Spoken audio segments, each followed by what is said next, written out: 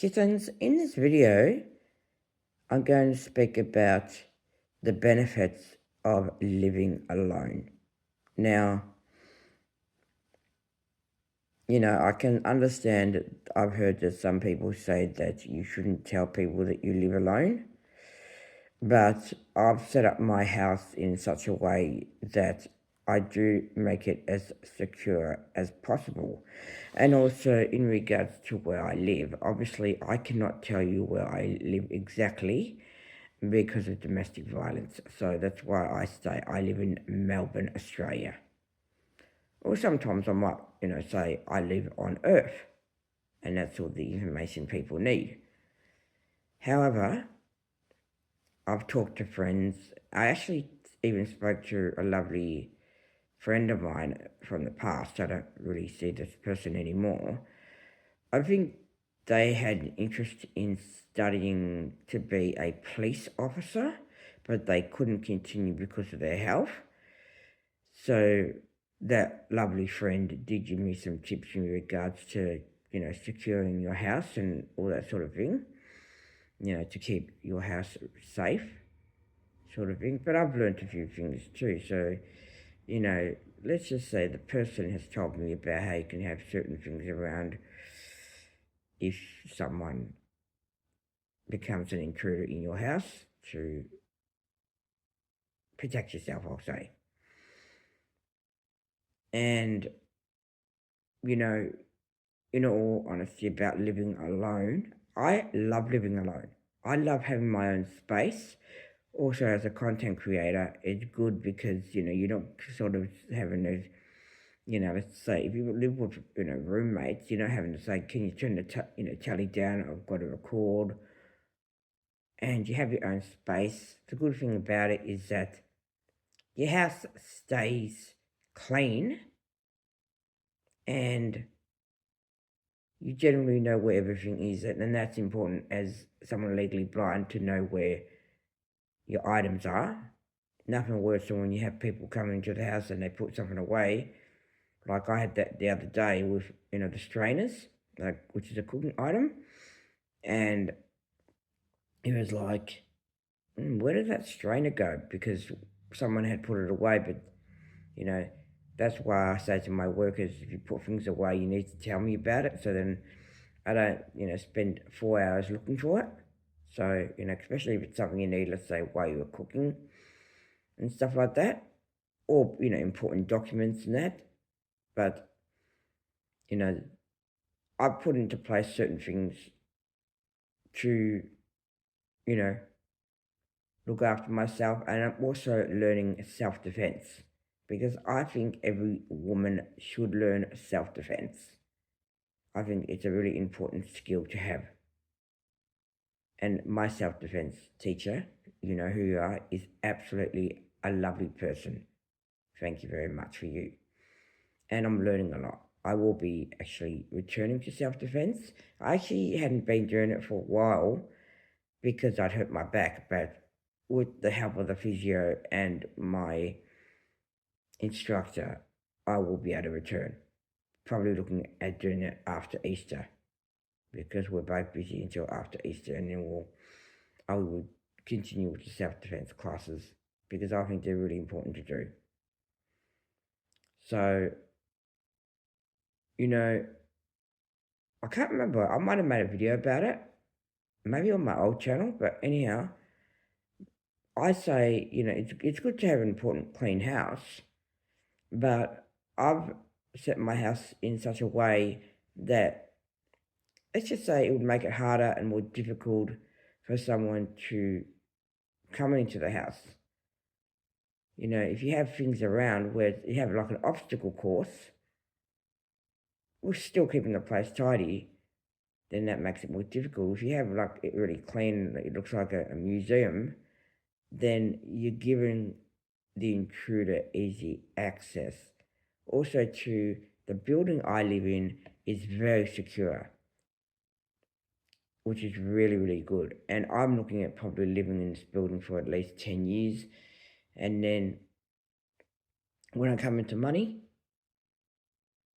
let's say if I come into a lot of money, which I'm hoping to, I would either look at buying the building and building an penthouse on top, plus, like a swimming pool and facilities like that, that the people who live here could use. Or I will look at buying another building. So I will be staying in, let's just say, Melbourne anyhow. But the benefits of living alone is that everything generally stays tidy. You're an adult, so you can, behave the way you want. You have, your rules. So, just a example, I don't like people playing horror movies in my house. And that's one of my rules. I don't want any, let's say, dark activities going on in my house.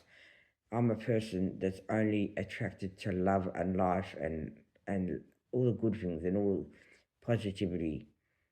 I try to keep minimum, negativity to a minimum. So also too, the good thing about living alone is you can eat what you want. As long as you eat a good balanced diet, it is okay to,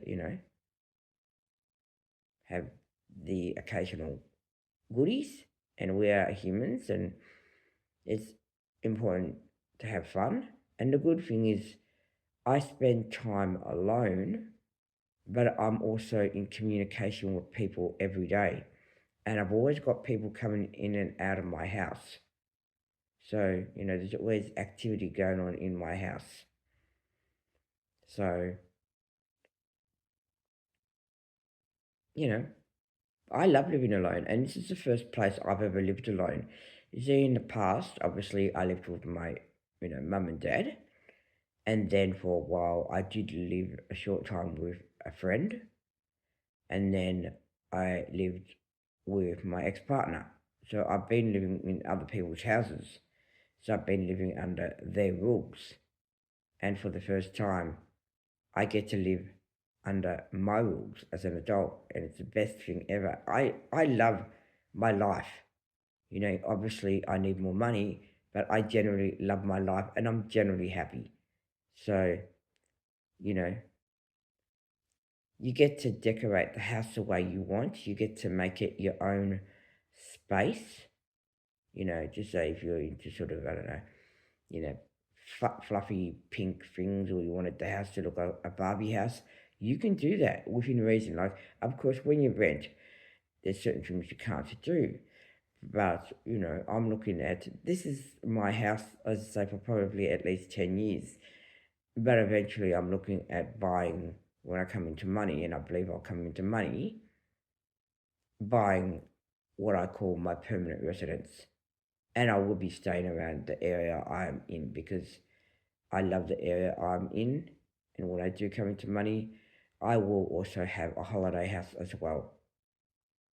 So I'm also too looking at having a house probably in America and maybe Japan if I really like Japan. Like if I keep going back to Japan because it's really cool and I'd love to go to Japan, then I will probably buy, I could just buy a normal small house in Japan or something, nothing too fancy, just a place. But we never know what the future holds, but try to make it a good one. So yeah, living alone is the best thing ever.